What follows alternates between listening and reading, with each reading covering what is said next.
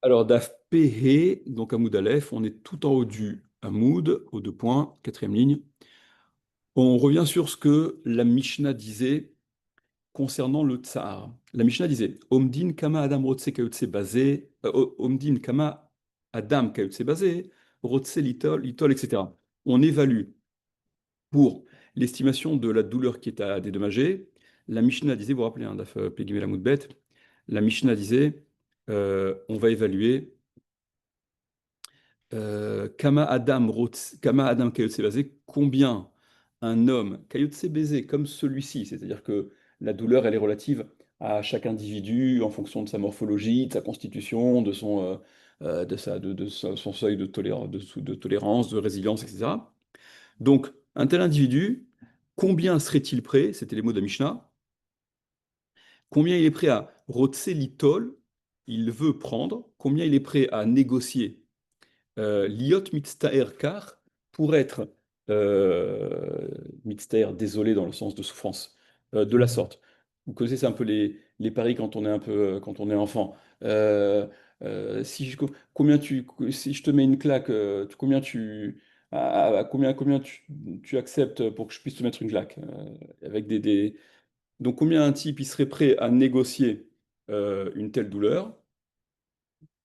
En contrepartie de quelle somme d'argent il accepterait de supporter une telle douleur. Ça semble être ce que la Mishnah dit d'après les termes. On avait dit à l'époque de la Mishnah d'ailleurs, à l'époque hein, déjà. Je ne sais pas si vous vous souvenez, ça semblait un peu étrange comme formulation. On va revenir là-dessus immédiatement. Donc, donc l'Agmara dit, on évalue combien un homme euh, d'une telle dans un tel modèle, d'un tel physique, constitution, etc., il veut prendre, il est prêt à prendre pour assumer une telle douleur, et ça va être donc l'estimation de la douleur qui doit être dédommagée. L'Agmara, l'Agmara dit, Tsahar bimkom nezek et minan. Le tsahar, la douleur, bimkom nezek, en, en présence d'un nezek, c'est-à-dire, jusqu'à présent, vous vous souvenez que dans la Mishnah, on avait parlé, semble-t-il, exclusivement d'un tsar chez l'Obim Komnezek. Ce dont on avait parlé les fois précédentes, et c'était l'action de la Gemara d'ailleurs dans la mode précédent, euh, comment, déjà pourquoi même, le tsar, la douleur, lorsqu'elle est causée, mais qu'elle n'est pas accessoire à un dégât occasionné, à une blessure occasionnée, s'il n'y a que la douleur, mais il n'y a pas une blessure, il n'y a pas de, en tout cas, il n'y a pas de handicap causé. Alors, non seulement pourquoi faut-il la payer et comment est-elle évaluée, etc. La Mishnah, ce dont elle avait parlé, c'était d'un tsar qui devait être dédommagé, en effet, mais lorsqu'il s'agissait du tsar, on a repris en haut, ouais, aux deux points, quatre lignes avant la quatrième ligne. Un tsar qui était donc une douleur qui était en absence de Nézek. Ici, la Gemara demande la douleur lorsqu'on est en présence d'un ézec. C'est-à-dire qu'il ne s'agit pas que d'un coup qui a fait mal, mais il s'agit d'un coup qui a blessé, qui a handicapé. Comment est-ce qu'on va évaluer cette quote-part qui correspond à la douleur qui doit être dédommagée? Et Minan, comment est-ce qu'on évalue? Alors regardez, c'est quoi la question? Quel est le sens de la question? C'est-à-dire comment on évalue la douleur? Ben, on évalue la douleur. Quel est le problème d'évaluer la douleur? Parce qu'il y a un dégât en plus qui a été causé. Prenez Rachi, Tsar Bimkom Nezek. La douleur, donc Bimkom, en place, en place, en présence d'un ézec. Il ne s'agit pas que d'un coup qui a fait mal, il s'agit d'un coup qui a handicapé également. Echa de katai et yado, venatan lo damea, lorsqu'il lui a donc coupé la main et qu'il lui a payé la valeur de la main, le nézek, il a dédommagé par rapport à la dépréciation que cet individu a subie entre le moment où il avait sa main et le moment où il n'a plus sa main. Et Milan, comment est-ce qu'on évalue? Regardez, Rachid dit quelque chose d'un peu étonnant. Et Minan, comment est-ce qu'on évalue et tsar, le tsar, la douleur? Allô, yeshlo le kotsetsa, bijvila damim chez Notel.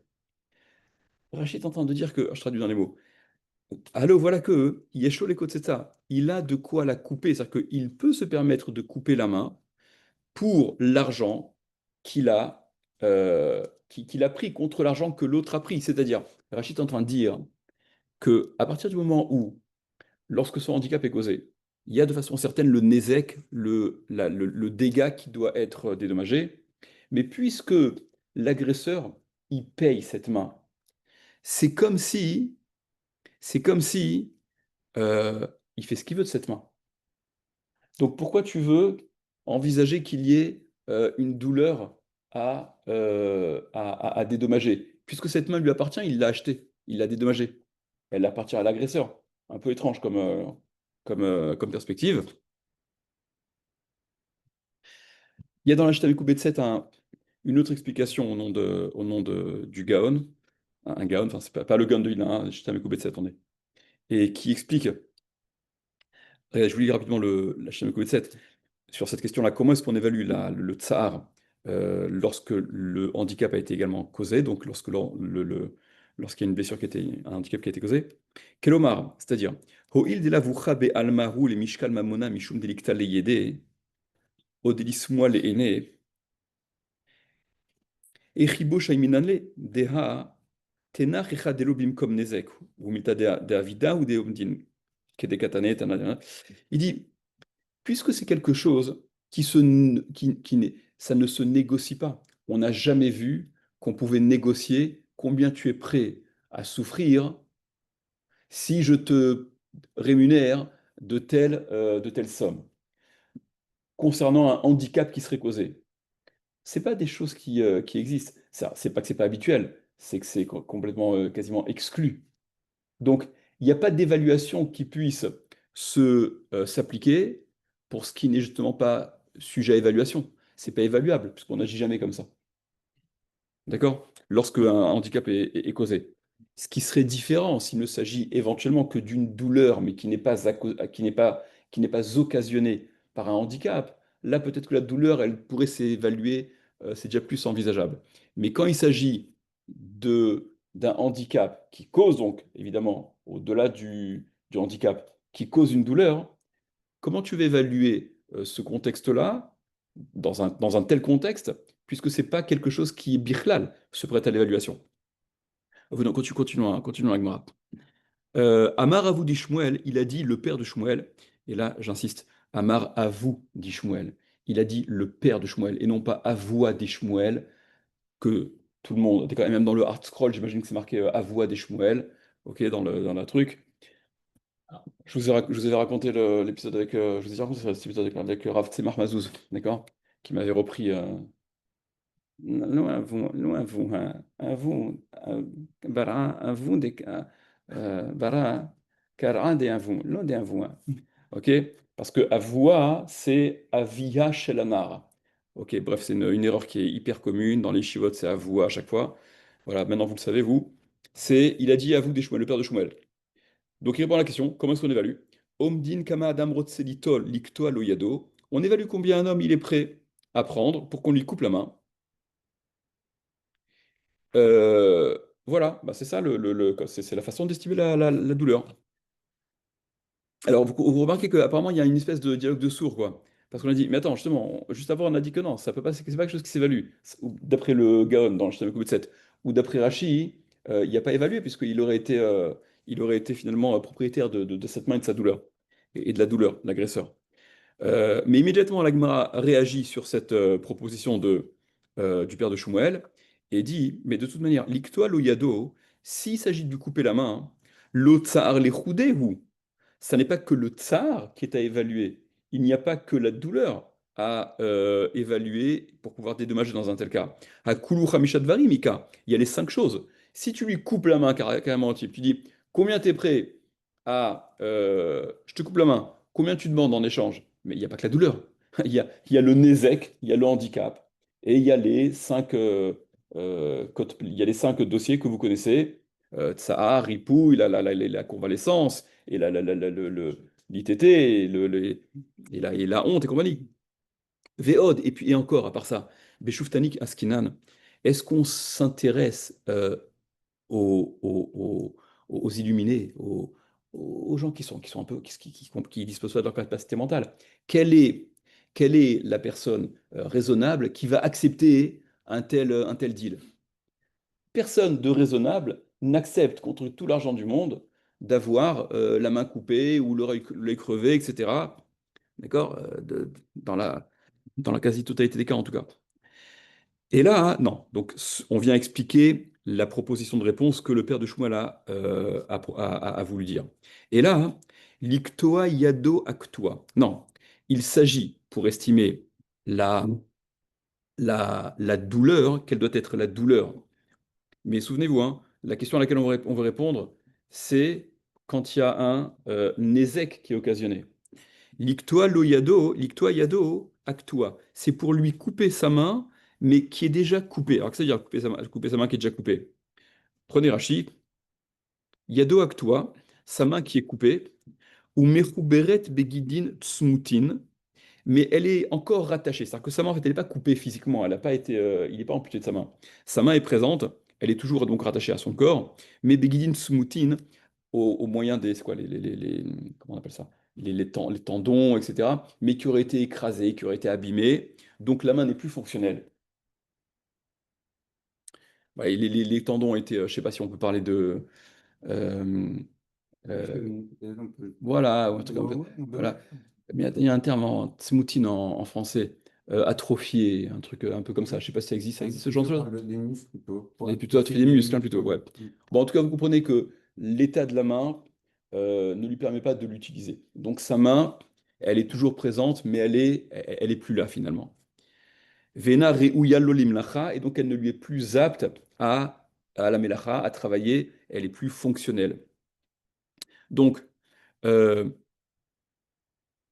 donc voilà, dans un tel cas, là on peut évaluer, parce que dans un tel cas, ben, il n'y a pas les autres intitulés à payer, puisque sa main, elle est rattachée à son corps, mais elle n'est plus fonctionnelle. Donc, sous-entendu, on dirait que dans un tel cas, il n'y aurait que le tsar qui puisse être évalué. Je reviens à l'Agmara. L'Agmara dit, mais de toute manière, même dans un tel cas, hein, en réalité, tu n'as pas isolé exclusivement le tsar, la douleur. Parce que Yado Aktua, sa main qui est coupée, donc dans un tel cas, Nami lo tsar le chudeika. Aussi, il n'y a pas que la douleur. Même dans un tel cas, hein, tu n'as pas isolé pour dire qu'on n'est qu'en présence de la douleur qui doit être estimée. Ah, tsaru boshetika. Il y a tsar, d'une part, certainement, la douleur, mais il y a aussi le bochet, il y a aussi l'humiliation, la honte. Quelle honte. Regardez la formation de l'Agmara, elle est étrange. Des sifale milta, parce que ça lui est humiliant. Cette procédure-là est humiliante. Les mishkal mi bisro, de prendre de sa chair, c'est-à-dire de l'amputer donc de cette partie-là, les mishdaya liklavim, et de jeter au chien. Alors, si on a une lecture telle qu'elle, hein, littéraliste, la Gemara semble dire que voilà, ce qu'il y a d'humiliant, c'est que cette main qu'on va lui couper et qui n'est plus bonne à rien, on va la donner à manger au chien, c'est humiliant. Alors si on s'en tient à cette lecture première, déjà ça va à l'encontre d'une espèce de notion que vous avez, je pense, que en principe un membre euh, qui aurait été donc désolidarisé du corps, quoi. C'est ce qu'on fait quand on fait la Brit Mila, on coupe la horla, on l'enterre ce morceau de horla. Et plus encore, s'il s'agit, ras shalom, d'un membre qui devrait être enterré. C'est comme ça, machma d'une Gemara, donc tout vote. Et là, apparemment, de cette Gemara-là, maintenant, il n'y a aucune nécessité d'enterrer, tu peux le jeter au chien, donc c'est pas, il n'y a, pas il y a pas cette espèce d'exigence qui pourrait être considérée comme un peu mystique ou je ne sais quoi. Il y a le Yam Shel Shlomo qui explique non, il ne faut pas prendre ça au sens littéral, la jeter au chien, qui va s'amuser à donner sa main qui a été coupée à manger un chien. C'est simplement que le membre dont il serait amputé, c'est comme s'il était jeté au chien, parce que de toute manière, voilà, il est appelé il est appelé, il va pas le garder il va pas le garder en souvenir, il va pas en faire un trophée. Et donc, c'est humiliant que d'avoir à jeter cette section enfin, cette portion de membre, comme si c'était à donner à manger un chien. Donc, c'est ça le côté humiliant. Donc, quoi qu'il en soit, on n'est pas sorti de l'auberge, on n'a toujours pas réussi à déterminer la façon dont on peut cibler et évaluer le tsar. Et là, seulement dit l'Agmara, Omdin kama adam rotse litol, liktoa lo yado amurtav la malchut, ben sam les saïf. Non, alors on va trouver un cas où on est en effet dans un cas, voilà, le tsar Bimkom Nezek, qui est accompagné d'une zek, etc. Mais on peut trouver un cas où on va isoler le tsar, en l'occurrence, un type qui est condamné, alors non pas à mort, mais à l'exécution, c'est justement l'amputation de la main. On est en Afghanistan.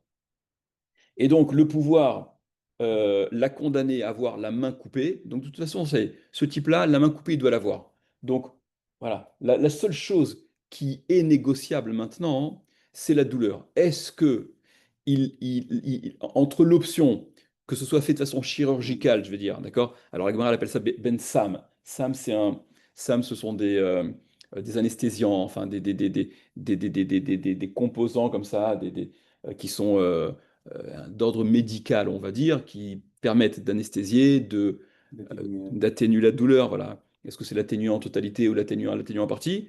Ou avec un saïf avec une épée. Alors reprenez dans la Gemara. Et là, on me dit, donc seulement on estime. Kama Adam Rotselitol, combien d'hommes il est prêt à prendre? Liktoa Loyado, pour qu'on lui coupe sa main. À Murtav la Malchut, mais qui avait déjà été, qui avait été décidé par Malchut, la royauté, c'est-à-dire le pouvoir en place. Ben Sam, les saïfs. Entre la différence, si c'était fait donc de façon douce, avec un SAM, une espèce d'anesthésiant, et l'épée. Combien il est prêt, combien il va négocier pour renoncer à la façon douce et avoir la main coupée par une épée, combien il va demander en contrepartie. Donc ça, ce qu'il demande en contrepartie, euh, c'est l'estimation de la douleur. Et là, ça fait écho, ça nous rappelle à ce qu'on avait dit quelques lignes plus tôt. À Amré, ils ont dit, à Hanami, mais dans un tel, ici aussi. Lo shakil ou metser nafshe.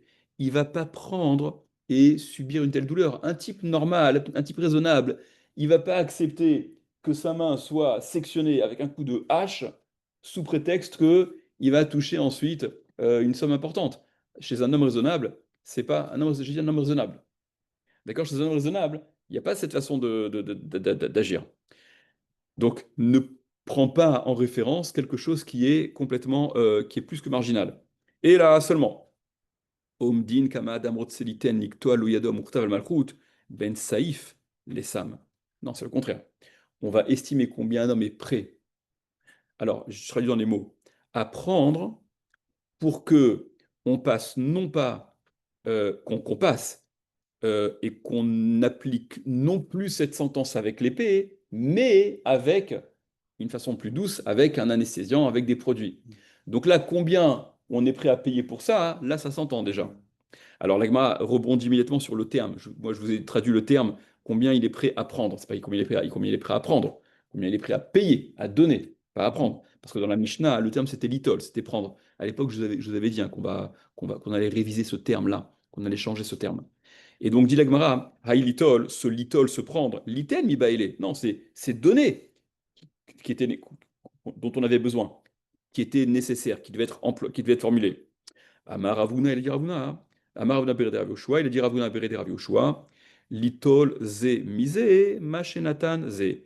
Prendre l'un de l'autre celui qui prend de l'autre, de celui qui a donné, d'accord? Ça dépend où tu te places. Donc il y a celui qui prend et il y a celui qui donne et celui qui prend de celui qui donne. Voilà quel est le sens à donner. Voilà quelle est la façon d'évaluer voilà quelle est la façon d'évaluer le tsar Bimkom Nezek. Combien un homme, donc qui de toute manière n'avait plus accès à sa main, il était condamné par le pouvoir en place d'avoir la main amputée. Combien est-il prêt à payer pour que ce soit fait de façon douce? Voilà quelle peut être l'estimation de la douleur qui doit être dédommagée. Alors, on est d'AFP aux 2 points, le premier tiers du Hamoud, Ripouille. On revient sur ce que la Mishnah, ce dont la Mishnah parlait, lorsque, suite à la Maca, il y avait eu des complications, on va dire, puisque la Mishnah disait déjà, euh, euh, alors si je le retrouve, ce serait bien. euh, Alubot Smachim. Voilà, Ripouille.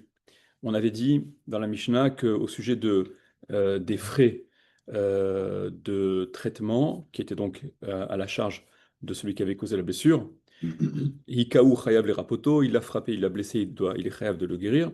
Et la Mishnah poursuivait et disait, Alou botzmachim, si Alou botzmachim, il y a comme des espèces de pustules, il y a eu des complications sur la plaie, suite à cette plaie.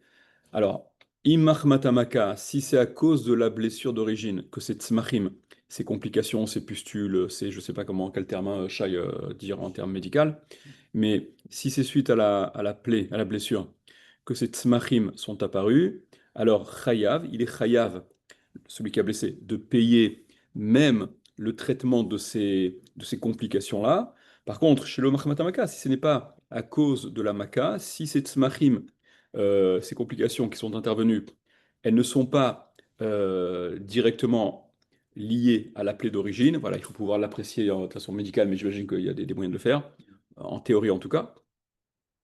Donc si les tzmachim, si les complications ne sont pas liées à la plaie, Patour, il est Patour de payer le traitement de ces tzmachim. Chez nous, il y a une braïta, donc on revient chez nous. Donc on reprend l'extrait de cette Mishnah, Ripouille Hikaou Rapoto, Ripouille au sujet de du traitement, les soins pour la convalescence, enfin tous les frais de médicamentation, le médecin en fait, qu'il faudra payer. Tanoura banane. Donc, on a une braïta, et essayer les arzikrosh, comme on dit en hébreu, de garder le fil, parce qu'on va avoir trois opinions, et il faudra comprendre ce que chacune d'entre elles retient comme paramètre, et ce que chacune d'entre elles pense. Ça va être le sujet de cette Gemara. Donc, la braïta dit, Alou bot smachim, si il y a ces tzmachim qui sont montés littéralement, qui ont émergé, les complications qui se présente dans cette lésion. Mahmat amaka, si c'est à cause de la maca, si c'est suite à la plaie, à la blessure, venistera amaka, et donc la maca, elle s'est réouverte. Il y avait une phase de cicatrisation, ça semblait s'arranger, mais à cause de cette smachim, donc les complications ont fait que la blessure redevient ou retourne même à un état antérieur. Chayav l'irapoto, il est chayav de payer, celui qui a causé la blessure, puisque ces complications-là, elles sont conséquentes de façon directe à la blessure qu'il a causée, donc il est chayav de payer juste ces complications ultérieures. Vechayav liten lo dme shifto. Et il est chayav, et là la Braïta elle ramène, elle s'intéresse à un autre intitulé dont on a parlé, hein, c'est le shevet. Vechayav il est chayav liten lo dme shifto, de lui donner, donc de lui payer, dme shifto, la valeur du shevet, du chômage. Ok? Au passage, juste, je relève que dans cette Braïta, on ne vient ajouter que le shevet, donc le chômage, l'ITT, en plus du ripouille, du traitement qui est donc à la charge de celui qui a blessé. Mais vous remarquez que dans la Braïta, hein, on ne vient pas parler, je sais pas moi, du bochette supplémentaire, de la honte, euh, du tsahar, de la douleur. La question elle se pose, hein, pourquoi on n'évoque pas aussi ces autres points? Et poursuit la Braïta, donc cette première opinion dans la Braïta, chez l'homme Matamaka, mais si ce n'est pas à cause de la maca, si les tsmachim, si donc ces pustules, enfin, ces complications-là ne sont pas du fait de la maca, directement liées à la maca, eno chayav les rapoto, veno chayav litlenod me shifto, il n'est pas chayav, celui qui a blessé, il n'est pas chayav donc de le guérir, de payer le médecin, et il n'est pas chayav non plus, il n'est pas tenu de lui payer de shifto, la valeur du chevet du chômage. Rabbi Yehuda Omer, donc deuxième opinion dans cette braïta, Rabbi Yehuda Omer, Rabbi Yehuda dit Af machmatamaka chayav les rapoto, même si c'est à cause de la maka, il est chayav de le guérir. Le af, il est un peu étrange, hein, d'ailleurs, je crois que c'est le Pni Yoshua qui relève le af, à quoi il sert ce af. Mais vous allez voir ce que dit Rabbi Yehuda. En effet, à cause de la maka, si les tzmachim sont conséquent à la maca, alors il sera chayav de payer le ripouille, les frais de traitement. Ve'eno chayav liten lo dme shivto, mais il n'est pas chayav de lui payer le shevet, le l'ITT, le chômage. Donc, on a une première opinion, Tanakama, on verra dans la Gemara par la suite, hein. Ils seront appelés, on les appellera Rabbanan Kamae, enfin, ce sera donc les premiers Chachamim qui sont évoqués. Il y a Tanakama, il y a Rabbi Yehuda juste après, qui lui fait la différence entre le ripouille et le chevet. Il dit que, en effet, même si, après, si c'est conséquent à la maca, si les tzmachim, les complications sont conséquentes à la blessure qui a été occasionnée, alors il faut payer le ripouille, certes, mais pas le chevet. Vachachamim omrim, et donc troisième opinion, troisième et dernière opinion, Vachachamim omrim, et les chachamim disent, shivto verefuato, shivto et refuato. Euh, Son chevet et sa refoua, là aussi on pourrait se poser la question, c'est quoi cette introduction-là? Shivto verefu ato. Son chômage et sa convalescence, sa guérison, ses frais de guérison, disrachamim, kol shechayav beshevet, tout celui qui est chayav du chevet. C'est-à-dire une situation dans laquelle celui qui a blessé, il est chayav de payer, de dédommager le chômage, chayav beripouille, il est chayav de payer également le ripouille, Vesheno chayav veshevet, et celui qui n'est pas chayav du shevet, s'il n'est pas chayav, s'il n'est pas tenu de payer les frais de chômage, et no chayav beripouille, il n'est pas chayav de payer le ripouille. Donc, il y a, euh, à ce niveau-là déjà, il y a ce qui semble être, il y a une, il y a une, il y a une similitude un peu dans l'opinion de Tanakama et de Chachamim, dans le sens où ça semble être homogène.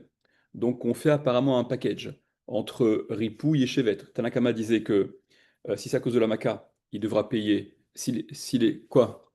C'est en sens inverse. Dans le premier cas, il Razak. commence par Razak. Très, très, très bonne remarque. Très bonne remarque. Très bonne remarque. Alors, je commence par ce que tu as dit.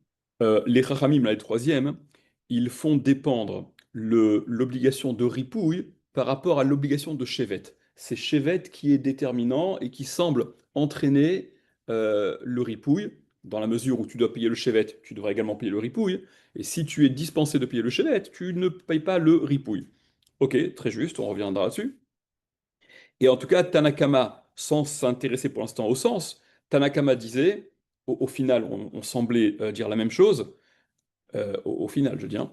En l'occurrence, si c'est conséquent à la Maca, si les complications, les tzmachim, sont conséquentes à la Maca, donc il faut payer shevet et ripouille, ou en fait, c'est vrai que dans la Braïta, c'est chayav lera poto, vechayav letenlo dme shifto, il doit lui donner le ripouille et le shevet, et si ça n'est pas, donc hein, c'est vrai que c'est inversé, et si ça n'est pas à cause de la maca, hein, il n'est pas tenu de payer ni l'un, ni l'autre, ni le ripouille, ni le chevet. Ok. Alors, euh, l'Agmara demande, Bemaï kamiflégué, en quoi sont-ils en marloquette? Alors, juste avant, excusez-moi, juste avant peut-être voir le Rashi qui rapporte Dmeshifto sur la valeur de son chevet, donc de son chômage. Qui est évoqué au tout début par Tanakama, par la première opinion. Pourquoi on paierait le chevet par rapport à des tzmachim? Rashi précise tout simplement que des mahmat tzmachim nafal la mishkav. À cause des tzmachim, à cause de ces complications-là, nafal la mishkav, littéralement, il est tombé au lit, c'est-à-dire, c'est une expression en hébreu, il a dû être alité. Ok, il est hospitalisé, enfin à domicile, parce que les tzmachim nécessitent cette donc il est véritablement en situation de chevet. Euh, Et la troisième opinion, Vachachamim Omrim, elle prenait Rashi immédiatement. Donc Rashi passe directement à la troisième opinion, celle des Chachamim. Vachachamim Omrim, et les Chachamim disent Shifto verefuato, donc son chevet serait foi. Kol shieshno beshevet, tout celui qui est chayav de payer le chevet, il est chayav de payer le ripouille. Rashi, écoutez Rashi. Hekishan hakatuv, l'écriture les a comparés, Razak. Le Hekesh, vous vous souvenez, c'est lorsque il y a une juxtaposition de notions, ça permet d'établir une similitude entre les deux.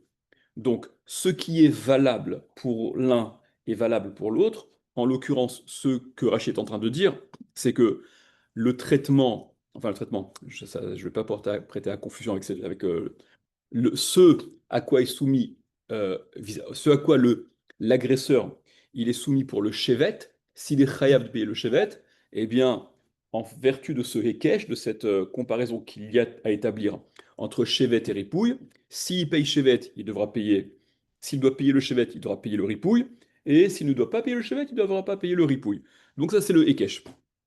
Donc dit Rashi, Hekisha Nakatouv, l'écriture, la Torah, les a comparés.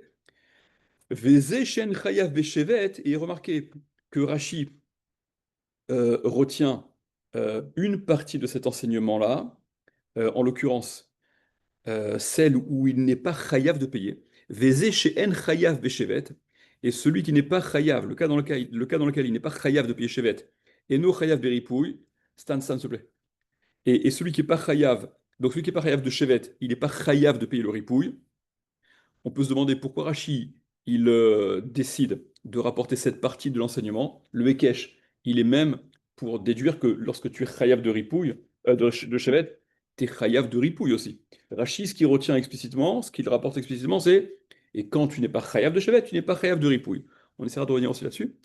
Ve Rabbanan Kamae, voilà. Et Rabbanan Kamae, les Kamae, Baba Kama, Baba Issa, Baba Batra. Kamae, les premiers. Et les premiers Ramim, c'est-à-dire Tanakama, la première opinion, mais Chayvele les Tarvayou, ils rendent Chayav les Tarvayou les deux. Et là, on ne comprend pas bien euh, qu'est-ce qu'il dit Rashi, de quoi il parle. Voilà, il rend Chayav les deux. On reviendra aussi là-dessus. Ok, on reviendra aussi là-dessus. Revenons à la Gemara. La Gemara demande, Bemaï kamiflégué, dans quoi sont-ils en marloquette? C'est-à-dire, quel est le cadre de la marloquette? Dans quel contexte la marloquette se pose-t-elle? Alors, a priori, cette question, elle semble concerner les trois opinions. On va voir que dans un premier temps, la Gemara va répondre à la marloquette entre Tanakama, donc les premiers Rabbanan Kamae, les premiers Chachamim, et Rabbi Yehuda. La Gemara demande, Bemaï kamiflégué, en quoi sont-ils en marloquette? Amar, Rabba, il a dit Rabba, hein, Ashkartinu les Rabbanan beve Rav, j'ai trouvé les Rabbanan qui étaient dans au Bet Midrash de Rav, donc il y a Rabba qui raconte avoir assisté à une discussion parmi donc des Talmidei Chachamim qui étaient dans le Bet Midrash de Rav, des Yatvé qui étaient assis, Veke Amre, et qui disaient, Acha, ici, donc dans notre Braïta, quel est le contexte dans lequel la Braïta elle oppose, il y a cette discussion-là, ce désaccord entre ces opinions.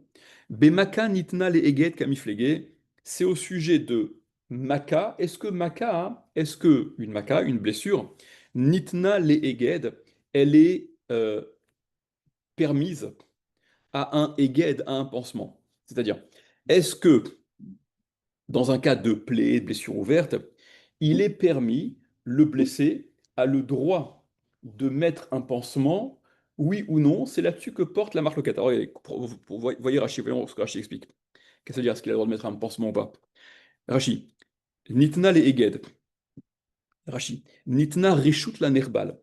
La permission est donnée au blessé, les Ogdav et les Atfa, de l'attacher et de l'envelopper, Mipne Tsaharatsina, à cause de la douleur, de la peine, du froid, parce que si cette plaie est à découvert, alors c'est d'autant plus pénible par rapport aux agressions extérieures que peuvent être le froid et le reste. Et le fait d'envelopper, d'attacher avec ce pansement, c'est ce qui va causer, dit Rashi, Hevel Vechom, ça va macérer un peu de la chaleur, de la macération, etc. Et donc, c'est ce qui va causer finalement ces tzmachim, ces complications. Donc, sachant que cette façon d'agir, elle aura pour conséquence des complications, tu peux pas permettre aux blessés de faire ça. Voilà, en tout cas, c'est assez risque et péril. S'il le fait et qu'il est responsable des complications, ça ne va pas rendre celui qui l'a blessé à l'origine, Chayav, responsable. Donc, en fait, c'est là-dessus qu'il y a la marque loquette. Regardez ce que dit. Voilà, donc, la façon dont la Gemara présente ça.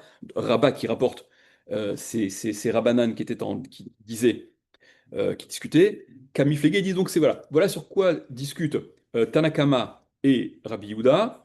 est-ce que Bichlal, se faire ce pansement, agir de la sorte, c'est permis, a priori, pour le Nerbal, le blessé, oui ou non? Sous-entendu, est-ce que ce sera à sa charge s'il y a des complications, dans le cas où il n'avait pas le droit, mais s'il a le droit dès le départ, alors ce sera, c'est la façon de faire, c'est normal, il n'y a rien de...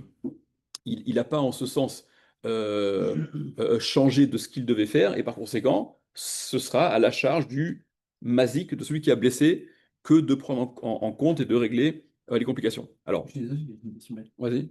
En quoi ça répond à la question de la hiérarchie entre Chevet Non, on n'est pas rentré là-dessus et pour ça. Ripouille? Pas rentré là-dessus encore. Pas du tout rentré là-dedans encore. Non, On va voir. parce qu'on dit Non, les non, Mike à Miflégué et ouais, après on repart, on part dans la marque loquette du Eged. ouais. C'est Mais bizarre quand même. la marque locale du Eged, on va voir, ça va être l'objet. Parce que pour l'instant, entre Tanakama et Rabbi Yehuda, le seul point de marque loquette, il porte sur le Shevet. Hmm. Ok. On va voir comment ça résout ce problème de Shevet. Donc, ça va être c'est l'objet de la Gemara. Rabbanan Savré, donc les Rabbanan pensent, donc Rabba se fait l'écho de ce qu'on dit, c'est Rabbanan qu'il a écouté dans la yeshiva de Rav. Rabbanan Savré, les Rabbanan, donc la première opinion, pense Maka Nitna le Eged, que la Maka Nitna le Eged est permise au pansement. On peut mettre un pansement sur une Maka. Verabiuda Savar, et Rabiuda lui pense, Maka lo Nitna le Eged. Non, il est le Nerbal, la victime, le blessé, n'a pas la permission. Et s'il le fait, c'est assez risqué péril. Donc Verabiuda Savar, Rabiuda pense, Maka lo Nitna le Eged, la Maka n'est pas permise au Eged. Alors, 2 secondes. Essayons de comprendre, et c'est ce que la camarade va faire immédiatement, essayons de comprendre l'opinion de Rabbi Yehuda. Poursuit Rabbi Yehuda. Ripouille des Tana Bekra Michayev. Le ripouille des Tana Bekra. Là, des Tanas, il faut le comprendre comme signifiant, c'est qu'en araméen, dans la Gemara, le Tav et le Shin, ils sont interchangeables. Là, il faut le comprendre comme voulant dire Michel B. ouais, des Shanabe, c'est-à-dire que Qui on ont a expliqué. doublé, non, pas qui expliqué, pas de Tana dans le sens expliqué, enseigné. Hmm. Là, c'est dans le sens de Shnaim, ça a été Ouais. répété, d'accord? Ripouille, le terme ripouille, l'expression ripouille dans la Torah a été doublé. Comment c'est marqué? Rakshivto, varakshivto iten, au sujet de celui qui a blessé. Donc, il payera le shevet, shivto, verapo yerape. Et guérir, il guérira. Donc, il y a le terme de ripouille qui a été doublé. Par conséquent, dit Rabbi Yehuda, ripouille, le ripouille d'Etana Bekra, que l'écriture a doublé Michayev, il est chayav, celui qui a blessé, il est chayav de payer. Shevet d'Elotana Bekra, mais le shevet, le chômage, d'Elotana Bekra, pour lequel l'écriture n'a pas doublé, l'omi chayev, il n'est pas chayav de payer. Donc, prenez Rachid. Des Tanabekra, des Tanabé, des Shina ala Vakatouv, sur lequel l'écriture, donc le ripouille, a doublé. Ok. Voilà. Verabanan. Pardon, excusez-moi. Euh, là-dessus, il y a Rabat qui s'adresse à ces Talmidei Chachamim qui sont dans le Beth Midrash de Rav et qui leur dit mais c'est pas logique votre truc. C'est-à-dire, si Rabbi Yehuda pense que à la base, il ne devait pas faire ce Eged, il n'avait pas le droit à ce pansement, il n'y a pas de raison que celui qui a causé la blessure se retrouve être chayav de payer, d'assumer les frais conséquents aux ripouilles, puisque c'est le Nerbal qui a outrepassé ce qu'il avait le droit de faire, donc c'est assez risque et péril, c'est sous sa responsabilité. Mais comment le mazik, celui qui a blessé, peut-il se trouver responsable de payer le ripouille alors que... ok. Hmm. Donc, Rabat rapporte ce qu'il leur a répondu. Ve'amina allé où je leur ai dit, Anna et moi j'aurais dit, Ima kalonitna leeged. Maintenant, juste, j'ai peut-être pas suffisamment expliqué la différence que Rabbi Yehuda avait fait. Rabbi Yehuda, la différence qu'il fait, c'est la chose suivante. Il dit, comme dans la Torah, tu vois, comme dans le Passouk, tu vois que concernant le ripouille, il y a une redondance, il y a une insistance. Contrairement au Shevet, Rak Shivto, une fois, Yiten, Verapo Yirapé, une redondance. Donc c'est que il y a une situation où on est plus tenu de payer le ripouille qu'on ne l'est de payer le chevet. Il peut y avoir un cas dans lequel ça se discute et a priori, on n'aurait pas dû payer, semble-t-il, si ce n'est que la Torah, en insistant, te montre que malgré tout le ripouille, tu devras, oui, le payer. Donc, dans cette perspective-là, qui est celle des Rabbanan qui étaient au Beth Midrash de Rahav, ça concerne précisément le cas où il a fait un Eged, il a fait le pansement, alors qu'il n'avait pas le droit. C'était en principe assez risque et péril. Pour autant, le ripouille doit être assumé par le mazik, celui qui a blessé. Ok.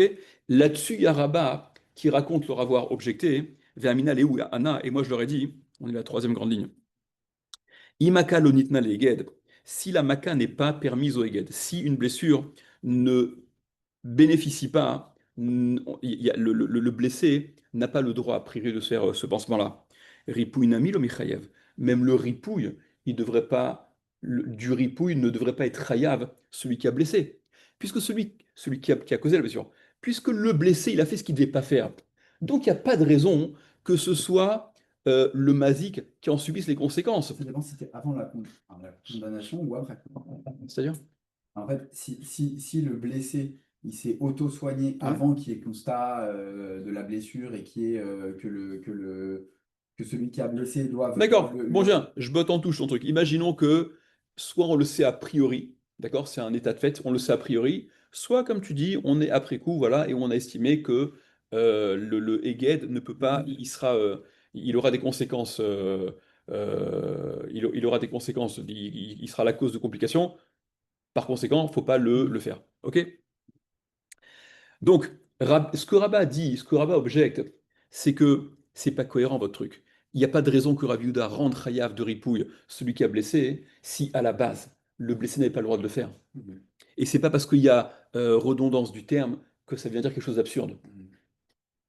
Et là, seulement. Donc Rabat, il donne sa grille de lecture et il vient expliquer quel est le contexte de la marloquette, puisque donc d'après Rabat, c'est pas dans ce contexte-là que la marloquette se pose.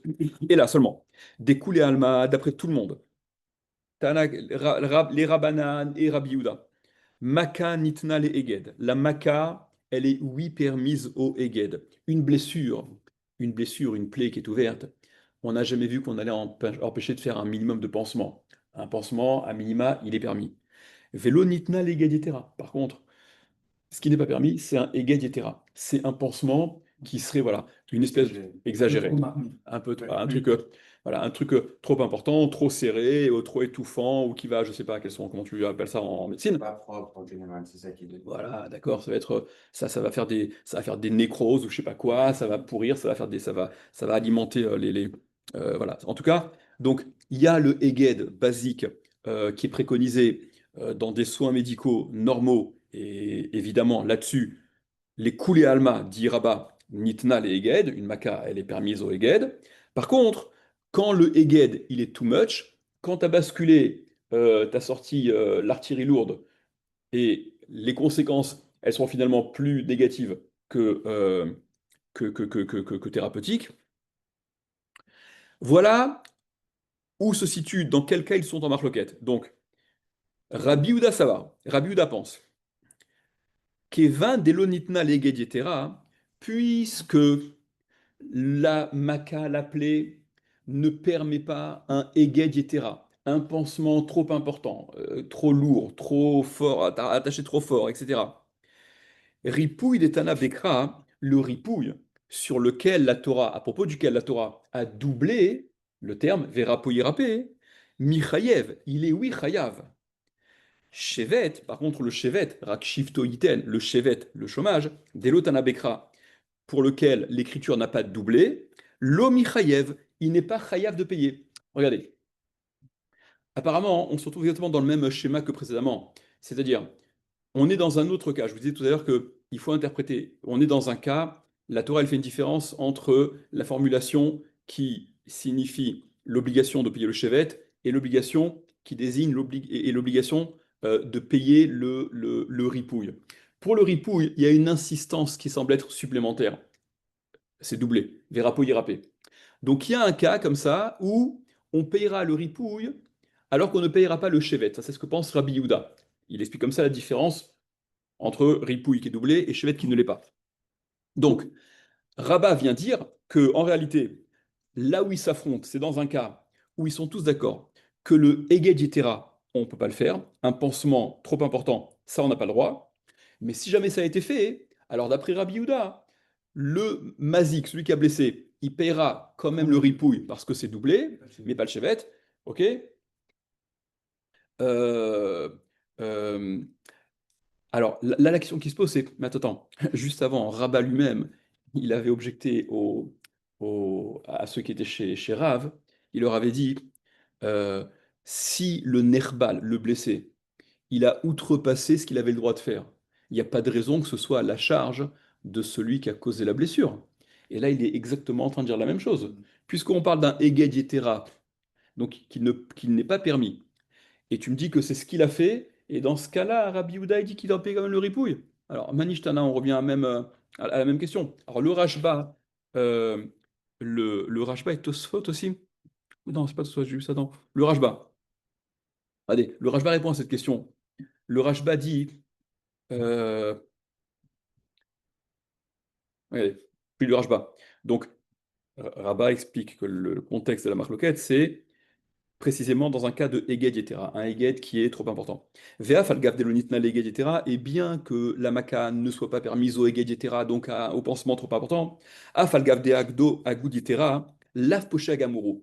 Bien qu'il ait fait un pansement trop important, il n'est pas considéré comme un pochéa gamour, comme un pochéa, donc celui qui a fauté, qui est trop négligent. C'est vraiment, il est responsable et coupable. Umideshana boakatuv ripu chayav. Et donc, quand il a fait un Eged Yetera, on va expliquer pourquoi. Hein. Quand il a fait un Eged Yetera, quand il a fait un Eged trop important, il n'est pas considéré comme poché à Gamour, comme étant totalement négligent, totalement responsable, ce qui n'était pas le cas dans la première interprétation des Rabbanan de chez Rav, qui, d'après ce que Rava comprend, quand l'alternative, elle est enfin, quand c'est binaire, c'est-à-dire euh, le, quand on pensait que Bichlal, le Heged, le pansement, était interdit, quel qu'il soit, hein, alors faire un pansement quand tout pansement, quel qu'il soit, à la base est interdit, le faire, là c'est une pshia gmura, là c'est une faute totale. Parce que tu n'as aucune permission de faire le Heged et tu as fait un Heged. Dans un cas, et c'est ce que va expliquer le Rashba, je vous montre dans les mots, dans un cas où le Heged, fondamentalement, est permis. Après, ce sur quoi il y a discussion, c'est la façon dont il est fait. C'est l'intensité de combien tu l'as serré, combien la quantité, etc. Donc, puisque le Heged à la base, il est permis, mais l'erreur, ça a été de faire un Eged Yetera. Donc c'est sûr que c'est une pia, c'est sûr que c'est une faute. Mais il n'est pas poché à Gamour. Il n'est pas totalement, il n'est pas à ce point, il est responsable, mais pas coupable, on va dire. OK? Donc il y a une différence à faire lorsque tu as le droit de faire le Eged et tu as dépassé ce qui était permis. Mais quand tu n'avais pas le droit, première façon d'établir la marque loquette, quand tu n'as absolument pas le droit de le faire et que tu en fais là, hein, et que tu en fais un, hein, là, tu es poché à Gamour. Donc, c'est ce qu'explique le Rajba. Hein. Machen Ken, ce qui n'est pas le cas. C'est-à-dire que, donc, dans le cas où il a fait un Eged Yetera, il a fait trop plus que ce qu'il pouvait faire, un Eged plus important que celui qu'il avait le droit de faire. Il n'est pas poché à Gamour, il n'est pas véritablement à ce point négligent, à ce point coupable.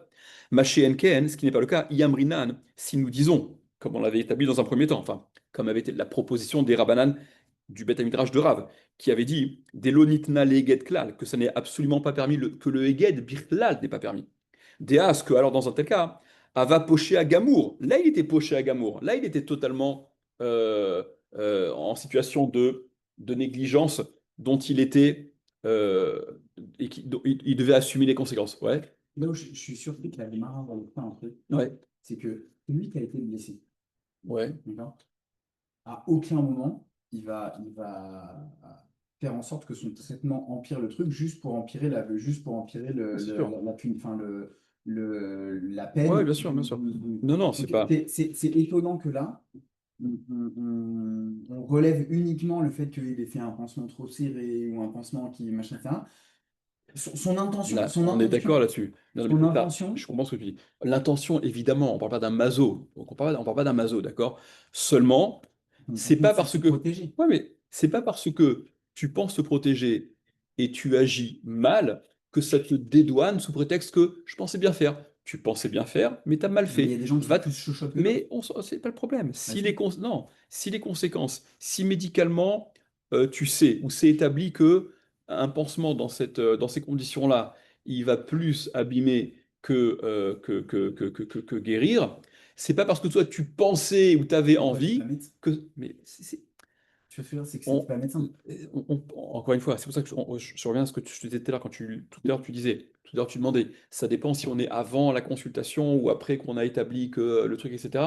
Parlons d'un cas. Les choses sont établies. Le Hege Dietera, il est charge à toi de savoir, d'être informé. Ou ne fais pas ce que tu ne connais pas. Tu vas à la pharmacie, tu t'adresses à ton médecin, tu demandes, ok, le type, il a fait ce pourquoi on lui aurait expliqué que ça ne doit pas être fait, il a outrepassé, il a mal fait, tant pis pour lui, ok, nul n'est censé ignorer la loi, quoi, quelque part. En tout cas, il n'y a aucune raison que ce soit à la charge de celui qui a causé la blessure de départ, si par la suite, celui qui est blessé il va faire ce qu'il ne doit pas faire et que à cause de ça, il empire la blessure. Il n'y a pas besoin que ce soit à la charge de celui qui a blessé.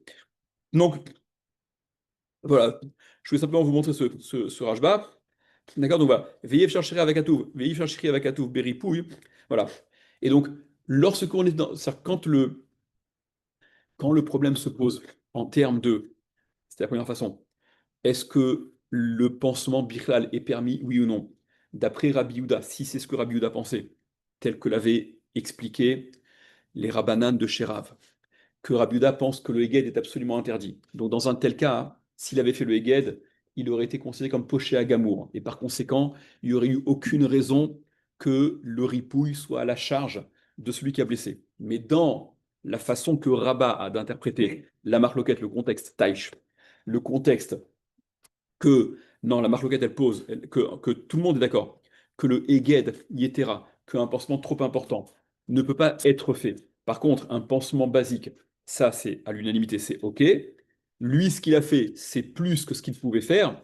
Dans un tel cas, hein, le ripouille, d'après Rabbi Yehuda, sera à la charge de celui qui a blessé, parce que le ripouille, il est doublé dans la Torah, et le Rashba explique que le ripouille est doublé dans la Torah. Certes, ça montre une différence. Et en plus, et c'est surtout, dans un tel cas, on n'est pas en situation de pshia gmoura, il n'est pas poché à gamour, parce que il n'est pas complètement passé d'une extrême à l'autre. Il a fait ce qu'il devait absolument pas faire. Il a fait Ouais. plus que ce qu'il pouvait faire. Ok? Oui, c'est ça. C'est quand même une différence fondamentale quand même. Voilà. Donc, euh, il y en a. Voilà. Donc, voilà, je reprends. Donc, Rabbi Yehuda pense Kevan de l'onitna le gaditera, puisque la plaie n'est pas permise au gaditera, ripouille des Tanabekra, le ripouille sur lequel l'écriture a doublé, les rapouilles râpés, Michaïev, il sera donc Chayav de lui payer. Chevet, par contre, le Chevet, lui, le chômage, dès Tanabekra, que l'écriture n'a pas doublé, l'eau Michaïev, il ne sera pas Chayav. Donc, cette différence qui est faite, dans la forme en tout cas, et qui est évidente, qui est criante, Chevet une fois, rapouille râpé deux fois, comme s'il y a une supériorité, il y a quelque chose de supplémentaire, eh bien, ça doit s'interpréter dans un cas particulier. Le cas particulier, c'est précisément celui-là où il a fait un Eged, etc. Il n'avait droit que au Eged normal, il a fait un Eged, etc., cas un peu particulier. Et voilà ce que donc c'est l'opinion de Rabbi Yehuda. Les Rabbanan, c'est vrai, et les Rabbanan pensent, donc les Rabbanan, c'est la première opinion de la Braïta, Tanakama. Hein. Les Rabbanan, c'est vrai, Kevan de Tanabekra Beripouille, puisque l'écriture, en effet, a doublé le terme ripouille, à Shevet Nami Michayev, sur le Shevet aussi, il sera Chayav, des hit cache les ripouilles. Parce que, souvenez-vous ce que Rachel avait dit au début, voilà, parce que le Shevet, il est comparé, il y a le Ekesh avec le ripouille, donc ce qui est valable pour l'un est valable pour l'autre. Si la Torah, au travers de cette redondance de Verapo Yerapé, exprime le fait qu'on est tenu de payer le ripouille de toute manière, eh bien le Shevet, il suit le même régime, et par conséquent, il paiera également le shevet, il sera aussi tenu de payer le shevet. Donc, d'après Tanakama, établi par Rabat, la marloquette, elle se pose dans un cas donc de Eged Yetera. Est-ce qu'il doit payer les deux? Parce que c'est vrai que c'est Eged Yetera, il ne devait pas le faire. Mais ça semble aussi, juste au passage, une précision.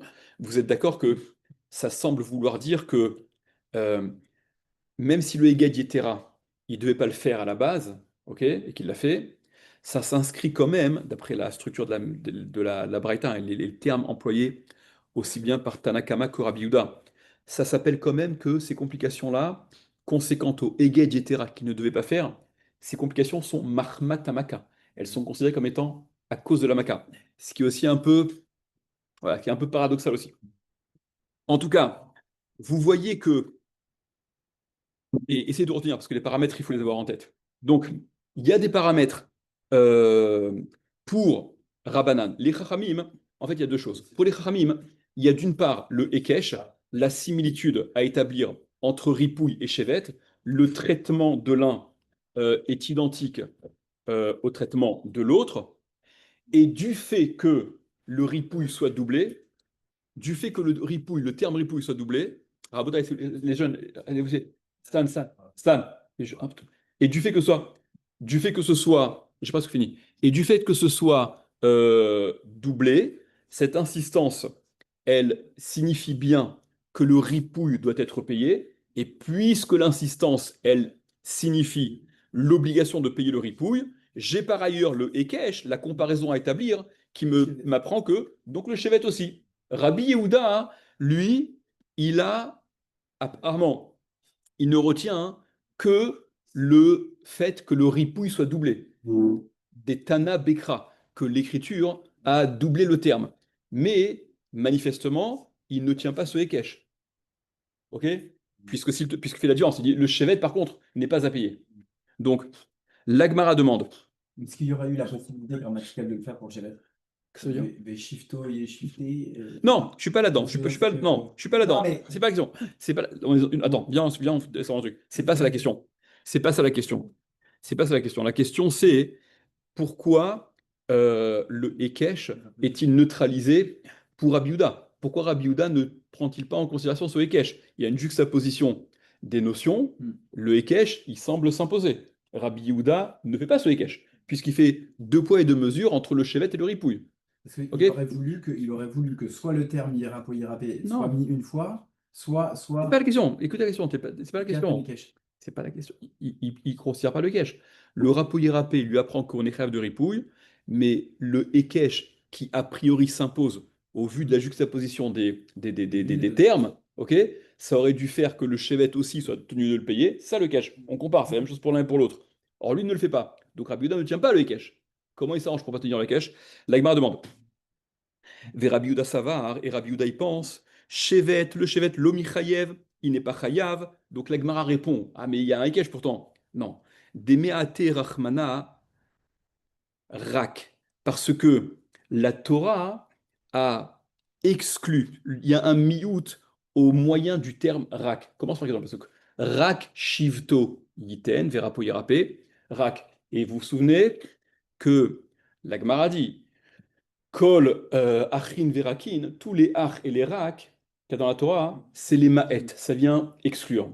Donc, comme dans la Torah, c'est marqué Rak Shifto Iten Verapu Yerape, seulement Shifto Iten, eh bien, ce Rak, il vient exclure le Shevet, justement, Rak Shevet, il vient exclure de payer le Shevet dans un cas de Eged Yetera, d'après Rabbi Yehuda. C'est précisément dans ce cas-là, dans ce contexte dont on parle, que le Rak vient exclure le chevet qui ne doit pas être payé. Donc, il y a d'une part la redondance pour appuyer râpé, ok, il faut payer dans un cas un peu particulier, mais le Hekesh qui, d'après les Rabbanan, s'impose, il est neutralisé, on va dire, par Rabbi Yehuda au moyen du rak. Ah, maintenant, vous imaginez celui d'Agmara. Donc, on peut faire une partie de ping-pong. Et les Rabbanan, ils font quoi du rak alors? Pourquoi pour les Rabbanan, le rak, il marche pas aussi? Demande Agmara. Ve Rabbanan. Rak, le rak, à quoi il sert? L'échelo mahmatamaka hudeata. Le rak, il est venu pour exclure l'obligation de payer lorsque les tzmachim, les complications, c'est chez l'eau mahmatamaka. Elles ne sont pas conséquentes à la maka. Et là, vous avez la question qui explose immédiatement. Attends. J'ai besoin d'exclure. J'ai besoin d'un enseignement pour me dire qu'il ne doit pas payer celui qui a blessé lorsque les complications ne sont pas suite à la maca? C'est évident. Si les complications ne sont pas suite à la maca, évidemment que c'est pas à la charge de celui qui a blessé que de payer les complications qui n'ont rien à voir avec la maca. Donc même le terme complication est peut-être mal employé. D'accord? L'Agmara relèvera ça plus bas, on le verra. Laissons ça de côté pour l'instant. Techniquement, voilà, techniquement, les Rabbanan se sont arrangés avec le mot rak. Il n'est pas là pour neutraliser le cache, il est là pour autre chose. Il exclut autre chose. Ok. Poursuit l'Agmara. Où le Rabbanan Batra et les Rabbanan Batra. Baba Kama, Babissa, Baba Batra. Et les Rabbanan derniers, c'est-à-dire la troisième opinion de la Braïta, qui étaient les Chachamim, qui eux faisaient dépendre le Chiyuv, l'obligation de payer le ripouille, par rapport au Shevet. Quand tu dois payer le Shevet, tu dois payer le ripouille. Quand tu dois pas payer le Shevet, tu dois pas payer le ripouille. Ou le Rabbanan Batraï, et d'après les derniers Rabbanan, donc l'opinion des Chamim, des Amré qui eux disent Kol shechayav beshevet, chayav beripouille, tout celui qui est chayav de shevet, il est chayav de ripouille, vechol sheno chayav beshevet, et no chayav beripouille, et tout celui qui n'est pas chayav de shevet n'est pas chayav de ripouille. Ripouille des Tana Bekra, la Mali, le ripouille qui a donc été doublé, à quoi ça me sert? Est-ce que vous comprenez?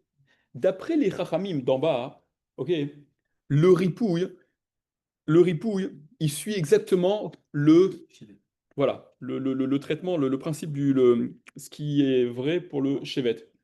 Donc, la différence qui est faite au moyen de Verapo Yerapé où c'est doublé, à quoi ça sert? Ça sert à rien, puisqu'on n'apprend rien de particulier pour le ripouille, plus que pour le chevet. L'Amali répond à Gmara, Miba et les, ils en ont besoin. On en a besoin de cette redondance de Verapo Yerapé d'après les Chachamim, troisième opinion. L'Irdetana de Rabbi Ishmael, selon ce qu'on a enseigné au Beth Midrash de Rabbi Ishmael, des Tanya, selon ce qu'on a enseigné dans une Braïta, Rabbi Ishmael dit Verapo Yerapé, l'expression de la Torah Verapo Yerapé, donc cette redondance-là. Michan, d'ici, écoutez bien, hyper intéressant, chez Nitan Reshut Larofé les rapotes.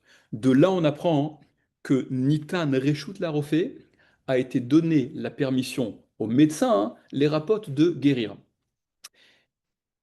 Et là, les Rishonim demandent, Tosfot, le Rashba, mais attends, c'est pas la redondance qui m'apprend que la permission de guérir, elle est donnée. Même s'il y avait marqué une seule fois le mot Yerapé, Verapo, il guérira. Donc je comprends que le médecin a le droit de guérir. C'est pas parce que c'est double que ça m'apprend qu'il a le droit de guérir. Est-ce que ça, parce que c'est hyper intéressant celui-là. Regarde, je vous montre dans Tosfot. Mais peut-être dans la Chita, c'est mieux expliqué. Regardez Tosfot. Chez Nitna Reshutla, on fait des rapotes. Donc que la permission a été donnée au médecin de guérir. Veim Tomar, ici tu demandes. Veha, mais voilà que Mirapo les Choudé Chaminanle. D'un seul mot, d'une seule fois le terme Verapo ou Yerapé, on apprend qu'il peut guérir. Tu me dis, il peut guérir. Veyesh Lomar, il y a lieu de dire des Hava Amina que j'aurais dit la chose suivante. Hanemile, dans quel cas il y a la possibilité, la permission pour le médecin de guérir? Maka bide Adam, lorsque c'est un coup qui a été occasionné par un homme, le type a été blessé par son prochain. Aval cholia babide shamaim, mais un choli qui vient bider shamaim, ah, le mec il se retrouve malade, ça c'est un truc, c'est pas suite à une blessure de qui que ce soit, il se retrouve malade, il a un truc. Keshemerape, s'il le guérissait, le médecin, suite à une maladie qui n'est pas le fait de qui que ce soit, Mina shamaim, c'est comme ça. Niré, s'il avait écrit dans ces constitutions-là, Niré, il aurait semblé être, on aurait été dans une situation qu'est Soter Xeratameler, comme s'il allait à l'encontre de la Xéra du roi. Dieu lui a envoyé cette maladie puisqu'il est malade. Et c'est pas quelqu'un qui lui a donné un coup. Donc c'est Dieu qui a fait cette maladie. Donc c'est une Xéra de Dieu. Kamash Malan, que non, hein, des charrets, ça t'apprend que non. Même dans un tel cas, c'est permis. Évidemment que dans un tel cas, c'est aussi permis. Voilà pourquoi il y a redondance de rapo irapé. Au passage, il y a une idée hyper intéressante. Je ne vais pas m'étendre là-dessus, mais qui est qui est en filigrane dans ce qu'il dit Tosfot ici. Je ne sais même pas si Tosfot a l'intention de dire ça, mais c'est que quand c'est un coup qui est occasionné par quelqu'un, donc ça n'est pas considéré comme étant Mina Shamaim. Donc c'est propre à la Bechira, au libre arbitre de celui qui va agresser. Mais il y a des mécorotes là-dessus, il y a des choses intéressantes là-dessus, mais ce n'est pas le sujet.